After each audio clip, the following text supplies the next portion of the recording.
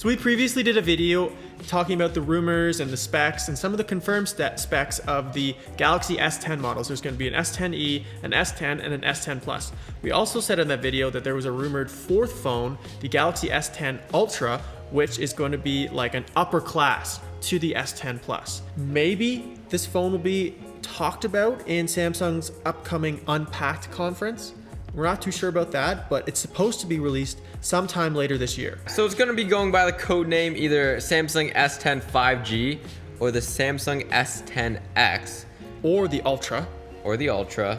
Now, it's gonna have the exact same specs as the S10 Plus with a couple of very big improvements. Big and noticeable improvements. So first up, it is gonna be supporting that 5G networking.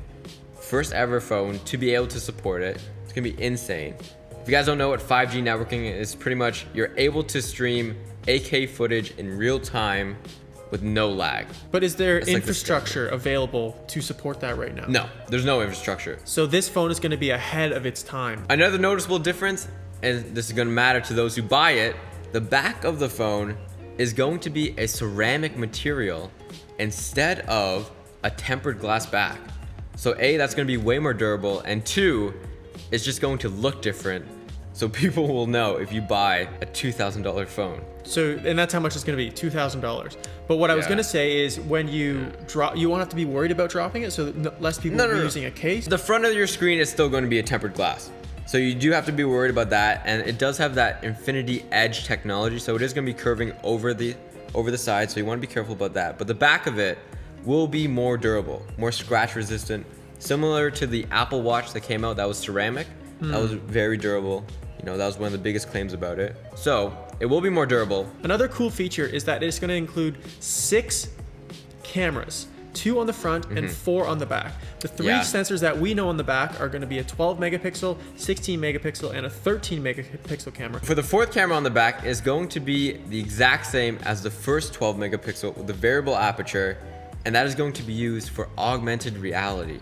Oh yes, they did say that they're going to have 3D sensors on both the front and the back, which is going to make it an augmented reality powerhouse. They're going to be spaced out, so the 12 megapixels is going to be at the top, then the other 2, and then another 12 megapixel, and that's going to be sort of mimicking how our eyes work in terms of being able to pinpoint how far the object is. And they're going to be using that for augmented reality, which is sort of why the 12 gigabytes of RAM sort of makes sense now. The screen size is rumored to be 6.7 inches, which is 0.3 inches larger than the S10 Plus model. Yeah, a bit bigger. Massive. With the bigger size, you can obviously fit a bigger battery. It is rumored that it'll have a 5,000 milliamp hour battery. So right now, the biggest battery on the market is the Note 9, and it has 4,000 milliamp hours. In a flagship. In the flagship model.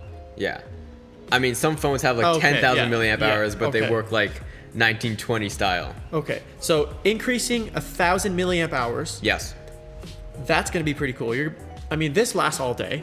Yeah. So you probably, the 5,000 milliamp hour device, the Samsung S10 5G model, could probably last up to 2 days on a single charge. I could see if they have some power saving settings, then yes. I mean, the screen is massive. True. You know, and if you're using that augmented reality, that's going to chew through the battery too, which makes sense why it has 5,000 milliamp hours.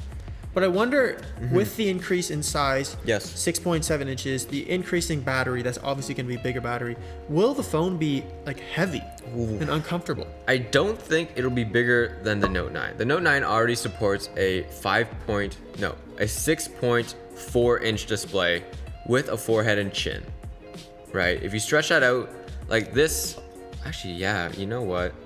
What is it, 6.7? 6.7 inches. I think it would be similar size to the Note 9, just a tad bit bigger. It is also rumored to have similar squared corners, unlike the S model right now, which has more curved corners.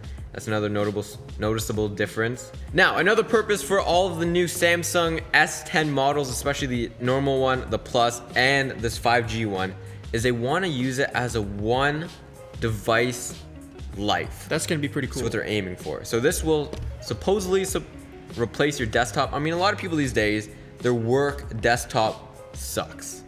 Yeah, well, I Yeah. think most of the people in business, in the business world, they have a laptop which they can take to meetings or Yeah. they can pull a presentation up, and then when they go to their desk, they put it on a docking station. But what you're saying is instead of having a laptop, they can just use your phone and then hook that up to a docking station Yes. and do work at your office. If you need to go to a conference to make a presentation, you just hook your phone up, because the S10 5G model is going to have 1 terabyte of storage, which is ridiculous, and 12 gigabytes of RAM. So, or it's rumored to have those specs. So that can definitely support those requirements. And I think that kind of phone is specifically focusing on business people that want to use it as a computer, maybe to replace their laptop.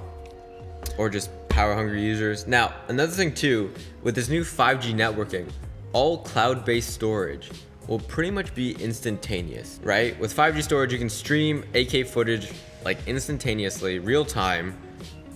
Imagine transferring files from your cloud. It's like your storage is your cloud storage. Would you be getting one, Nathan? Not if it's going to be $2,000 American. American. $2,000 So in American. Canada, that would probably be like $2,800 Canadian. And then there's tax. And then there's tax.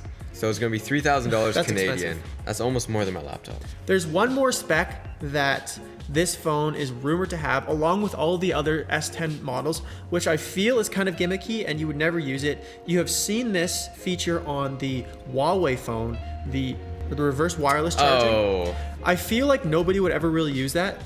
So you can charge your phone like that. Yeah. But when would you ever use that? I personally wouldn't use that. That's one of those weird flex moments. Hopefully you guys are excited for the S10 5G. It's gonna be an insane phone. If you guys enjoyed the video, make sure you leave a like. Let us know in the comments below if you guys want to see us check out anything. And if we missed any information or there's new information about this powerhouse of a phone, let us know in the comments below. And of course, subscribe if you're new.